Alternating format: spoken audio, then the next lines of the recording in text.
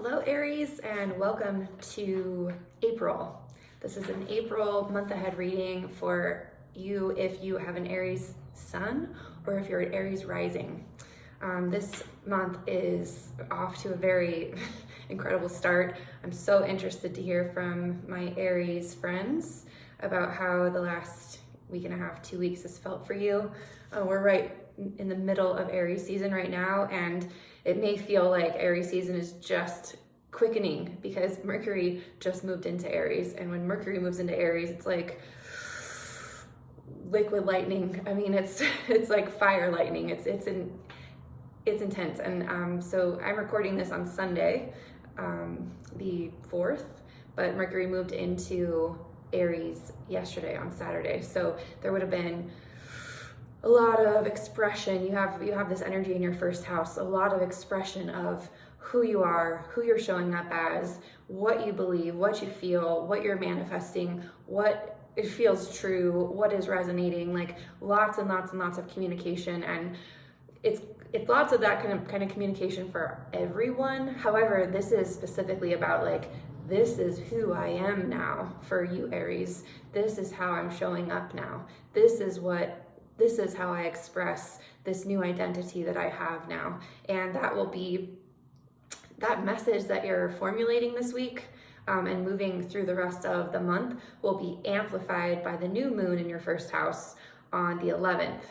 The Aries new moon is kind of the first seeding of this astrological cycle. And so being in touch with that very expressive part of you that is like, unapologetically, this is who I am now. And I've gone through the mercurial space of Pisces. I've touched my divinity. I've visited the future. I see what I am becoming, and now all of my communication is going to reflect that. So and all your ideas are going to be reflecting that, all your dreams, all of that. So lots of fiery, amazing, expressive energy leading up to that new moon. The next, be sure to watch my general reading for the month ahead to go into more depth about what this new moon symbolizes if you want to dive even deeper into that. But for the sake of these like personal readings, the next area of life that I'm going to talk about is the time between April 14th and 19th. We have Venus, the Sun, and Mercury. Mercury will move that fast all the way through Aries. So it's kind of like, okay, I've got like, you have a couple of weeks. You have about 2 weeks of this mercurial energy in your first house, and then it moves into the second house. And when all of this energy moves into your second house, it's less about this is who I am, and the conversation moves to, and this is what I truly need to thrive. You have Taurus in the natural placement of your second house, and essentially, like, we look at the second house anyways to discern what are the needs of this sovereign being, or what are the needs of this being for it to feel sovereign, for it to thrive as a soul, for this baby to thrive as a human, for this plant to thrive in all the different specification that this plant needs to thrive. So we look to the second house to discern that for a person, and you have Taurus there. So this is going to be material things, like literal things you actually need to continue manifesting your new expression of who you are in a way that thrives and feels supported. This is definitely going to give you, you're going to feel it in your body. You're going to feel it somatically. You're going to feel it like a visceral need. Don't deny it. like this is part, if we fully embrace this time, we are setting a foundation that will enable us to serve in the world in a way that is actually sustainable, that's whole and complete, that's from our sovereignty and freedom. So if we really do these early signs of the zodiac really tangibly and consciously, we get it. Like, we're setting ourselves up for success later on. It's like thinking of all of the ways that your current self can support your future self. And so being in touch with your needs will be vitally important, you know, between like around the 14th and the 19th for that, and then for the whole following month or so. So the next energy I wanted to talk about, oh, I forgot to write the date of this. Mars moving into Cancer, I believe is the 23rd of April. So hey, like Mars has been in Gemini for a while.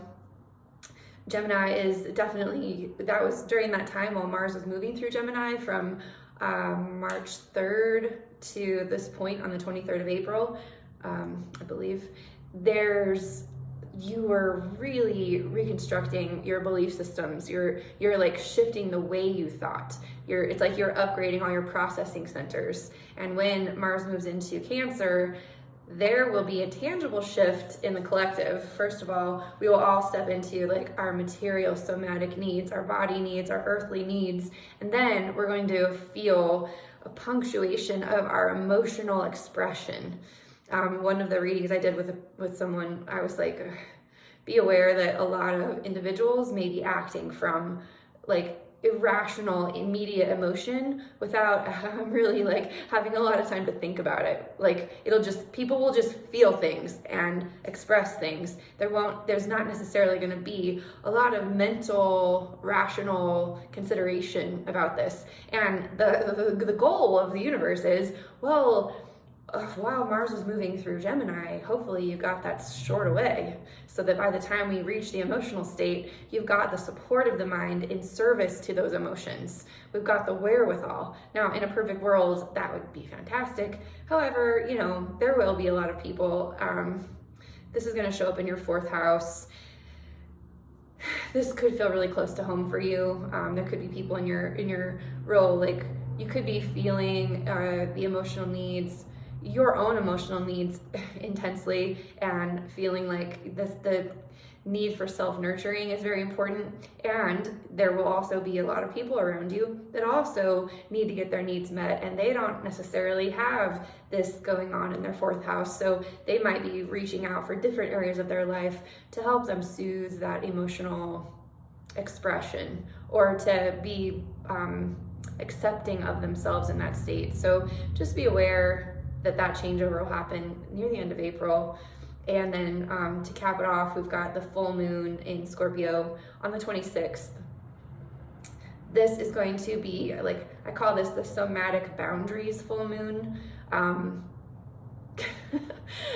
As long as we do this, as long as we work these energies, by the time we get to the full moon, we will understand our somatic boundaries. And this is showing up for you in your 8th house. So it's literally about boundaries in interpersonal relationships for you. It's like whenever we do Aries rising, it's kind of like the role model for the natural alignment. And then when we move into all the other signs, it's like, okay, it just shifts slightly with each sign, and you actually get it, like it's like you're experiencing it in the natural timing of how it's happening for the earth, for the tangible earth, for the body.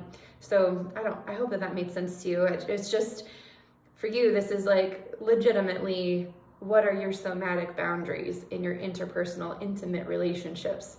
You've got all this energy present to you about the way you're expressing emotionally. You've got all this energy about like, this is who I am now, and this is how I'm showing up. You've got all this like body wisdom. And I believe these transits, these months that we're having right now, are preparing us for a huge energetic changeover from masculine forms of leadership to feminine forms of leadership. And I went into depth about that in the April astrology for the collective. So if you want to learn more about that, please dive into that video.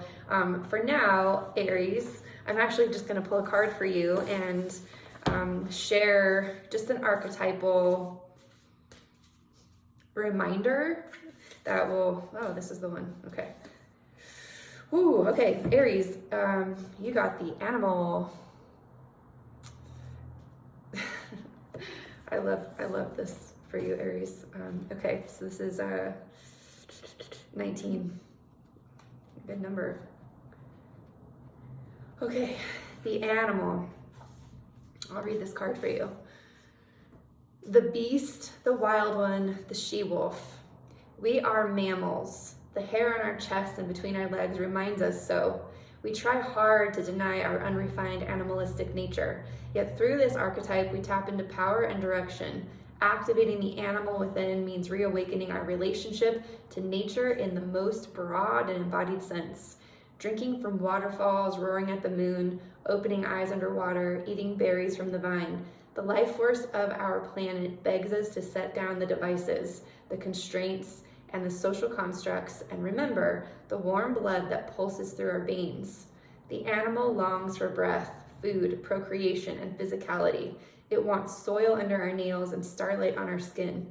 If this all sounds terribly unsophisticated to you, take note that it is said that when Buddha became enlightened, he roared like a great lion.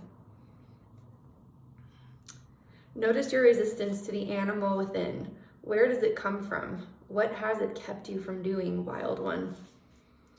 The animal demands we get comfortable in our own skin. The minute you accept, express, and celebrate the physical body, you tap into animal energy. All right, so Aries, we are wild. I've been talking about this.